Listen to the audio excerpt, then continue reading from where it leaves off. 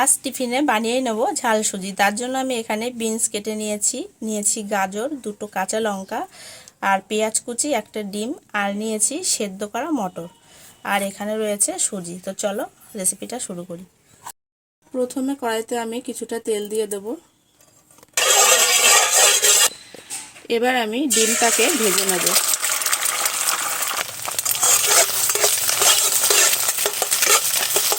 ডিমটা আমি পুরো ভুজিয়া মতন করে নেব।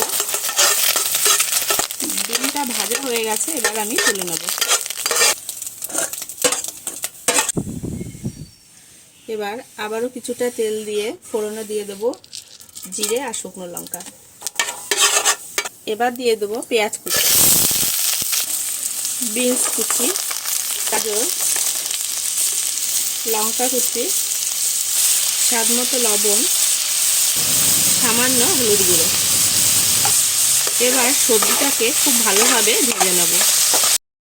সবজিটা খুব ভালোভাবে ভাজা হয়ে গেছে, এবার আমি সুজিটা দিয়ে দেব।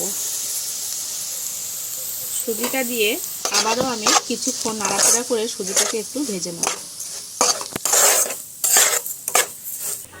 এবার সুজিটার মধ্যে হাফ চামচ চিনি দিয়ে দেব আর দিয়ে দেব সেদ্ধ মটর দিয়ে আবারও আমি একটু নাড়াচাড়া করে ভেজে নেব।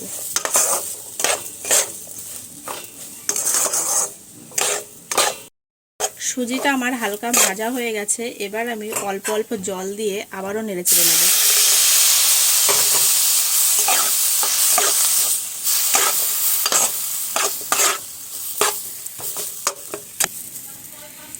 এইভাবে অল্প অল্প জল দিয়ে করতে হবে, একবারে পুরোটা জল দেওয়া যাবে না।